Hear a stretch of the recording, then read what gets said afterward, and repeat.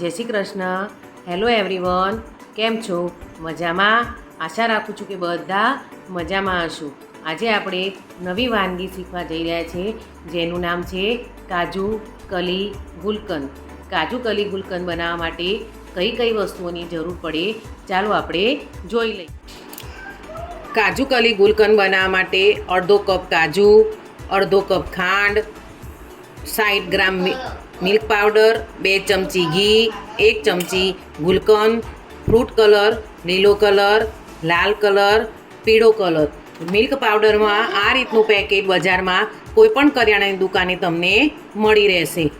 Fruit colour પણ તમને કોઈપણ કરિયાણાની દુકાને મળી રહેશે. ચાલો આપણે જોઈએ કાજુ કલી ગુલકંદ બનાવવાની રીત. કાજુ કલી ગુલકંદ બનાવવા માટે સૌ પ્રથમ મિક્સરમાં આપણે કાજુને ક્રશ કરવું પડશે. ચાલો આપણે કાજુને ક્રશ કરીએ.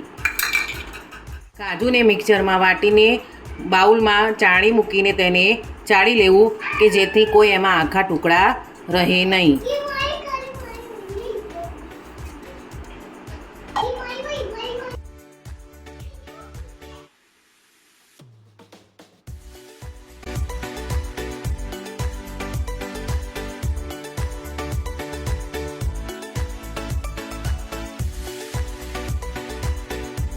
હવે આ જે આખા ટુકડા રહ્યા છે તેને ફરીથી મિક્સરમાં વાટી લઈશ. તમે જોઈ શકો છો કે કાજુ દળાઈ ગયા છે સરસ. હવે એમાં આપણે ઉમેરીશું મિલ્ક પાવડર. મિલ્ક પાવડર ઉમેરી એને બરાબર હલાવી લેવું.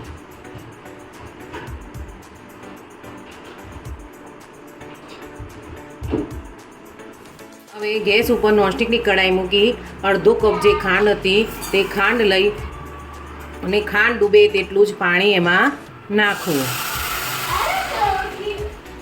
અને ધીરે ધીરે એક તારની ચાસણી થાય ત્યાં સુધી હલાવતા રહેવું.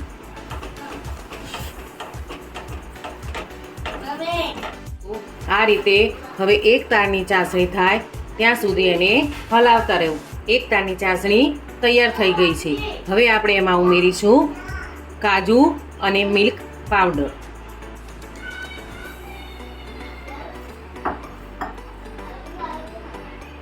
ઘટ્ટ ના થાય ત્યાં સુધી એને હલાવતા રહીશું.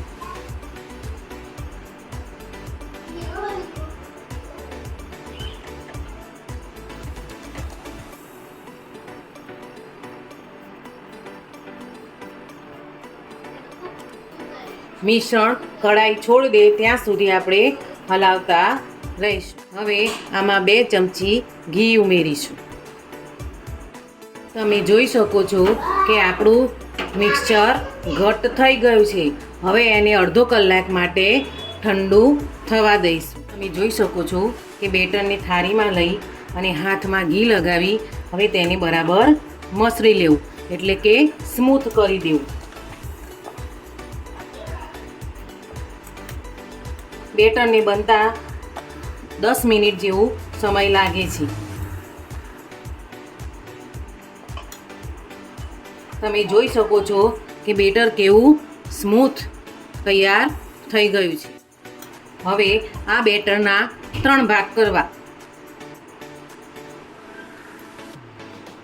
સૌથી મોટો ભાગ અને અડધા ભાગમાંથી 2 ભાગ કરવા. આવી રીતે 3 ભાગ કરી લેવા.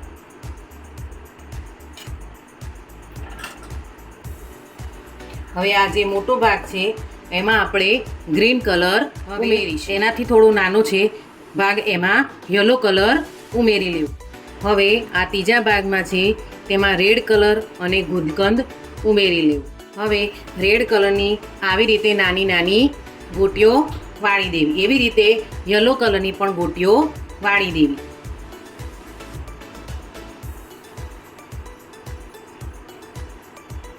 જેટલી રેડ કલરની ગોટીઓ બની છે એટલી જ યલો કલરની અને એટલી જ લીલા કલરની ગોટીઓ વાળી લેવી.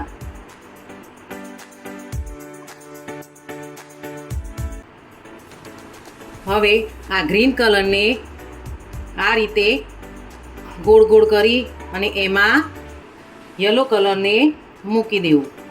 યલો કલરને એવી રીતે કરી અને વચ્ચે લાલ કલર મૂકી દેવું અને હવે ત્રણેયને સરખું કરી અને ગોળ ગોટી વારી લેવી. જોઈ શકો છો કે આ રીતે ગોળ ગોળ ગોટીઓ વારી દેવી. આ રીતે હવે બોલ તૈયાર થઈ ગયા છે. હવે એને કટ કરવાના. કટ પૂરા કરવાના નહીં, અધૂરા જ કટ કરવાના, છેક સુધી કટ કરવાના નથી. તમે જોઈ શકો છો કે હું છેક સુધી કટ કરતી નથી.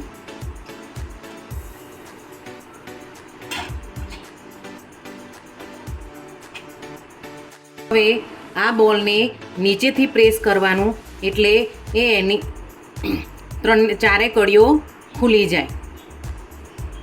આ રીતે પ્રેસ કરવાનું નીચેથી.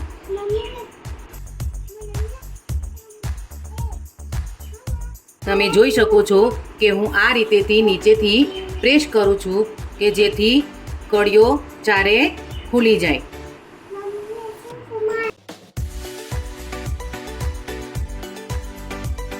આ રીતે કેક ડેકોર માટેની જે નાની નાની ગોળીઓ મળે છે તેનાથી આપણે એને ડેકોર કરીશું.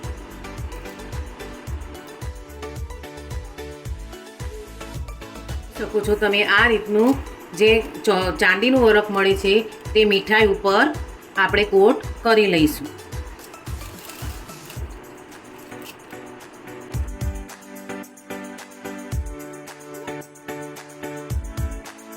જોઈ શકો છો કે આપણી કાજુ કલી ગુલકંદ મીઠાઈ તૈયાર થઈ ગઈ છે. બિલકુલ બાર હલવાઈ જેવી મીઠાઈ બની છે. કેવી સરસ અને મસ્ત અને મજાની મીઠાઈ તૈયાર થઈ ગઈ છે.